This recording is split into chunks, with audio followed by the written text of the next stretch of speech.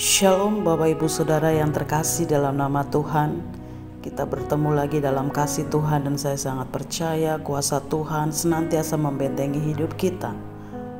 Pada pagi hari ini kita akan merenungkan firman Tuhan dengan tema Salibkan Keinginanmu.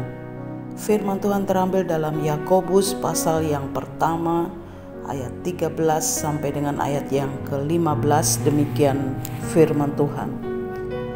Apabila seorang dicobai, janganlah ia berkata pencobaan ini datang dari Allah, sebab Allah tidak dapat dicobai oleh yang jahat, dan ia sendiri tidak mencobai siapapun. Tetapi tiap-tiap orang dicobai oleh karena keinginannya sendiri, karena ia diseret dan dipikat olehnya. Dan apabila keinginan itu telah dibuai, ia melahirkan dosa, dan apabila dosa itu sudah matang, ia melahirkan maut. Bapak Ibu Saudara yang Tuhan Yesus kasihi, setiap manusia memiliki banyak keinginan, dan keinginan itu selalu bermuara dari hati dan akan berlanjut ke pikiran untuk bagaimana ia bisa memuaskan keinginannya dan diakhiri di dalam perbuatan. Firman Tuhan pada pagi hari ini memberikan satu arahan kepada kita semua bahwa inilah cara kerja dosa. Ada 3 tahap cara kerja dosa. Yang pertama adalah pencobaan, yaitu keinginan.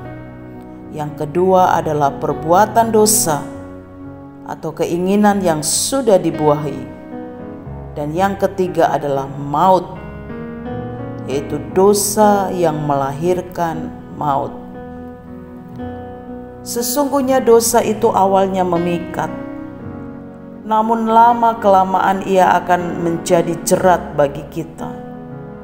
Dari pelanggaran yang kecil dan sepele, ini bisa menjadi awal dari rangkaian dosa yang akan terus bergulung. Sebagai contohnya, apabila seseorang mulai membangun satu kebiasaan mencuri, maka lama-kelamaan ia akan terjerat dalam dosa mencuri dan berujung kepada kompromi akan dosa-dosa yang lain. Setiap hari kita diperhadapkan dengan tawaran-tawaran dunia yang memikat, bisa melalui media cetak, media elektronik, aneka ragam informasi dari berita yang menakutkan, menghiburkan, dan bisa sampai kepada hal-hal yang membangkitkan hawa nafsu dunia.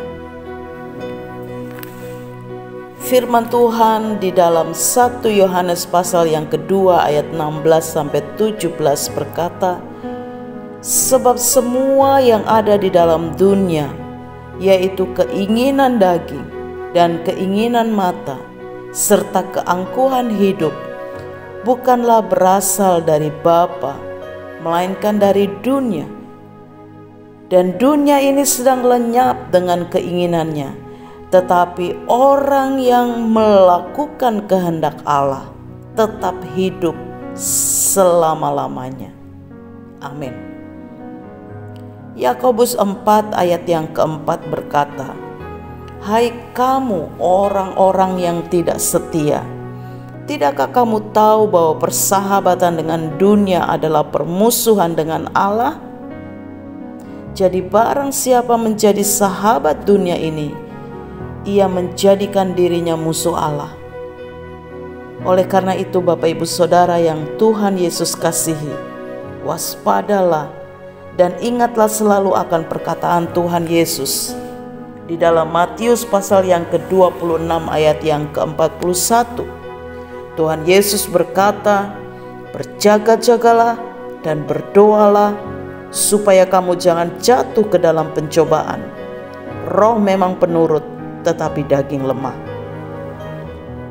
Salibkanlah segala keinginanmu yang jahat. Minum minuman keras, merokok, berjudi, mencuri, narkoba, obat-obatan terlarang, pornografi, atau bagi anak muda pacaran dengan sebebas-bebasnya. Tuhan memberikan satu arahan bagi kita lewat kebenaran firman Tuhan. Hiduplah berdamai dengan Allah, berdamai dengan diri sendiri, dan berdamai dengan sesama. Miliki satu komitmen yang kuat setiap hari untuk kita terus membangun hubungan karib dengan Tuhan dengan cara membangun mesbah doamu, membaca firman Tuhan dengan teratur, dan engkau akan melihat hidupmu akan mengalami lompatan-lompatan iman yang luar biasa. Biarlah setiap hari kita serahkan hidup kita kepada Tuhan, sehingga Tuhan yang berdaulat, Roh Kudus yang memimpin kita, sehingga hidup kita senantiasa dalam perkenanan Tuhan yang ajaib. Kiranya Bapak Ibu Saudara, berkat Tuhan senantiasa menyertai hidup kita, dan Tuhan Yesus yang akan memagari kita dalam kuasa perlindungannya yang ajaib. Tuhan Yesus memberkati. Amin.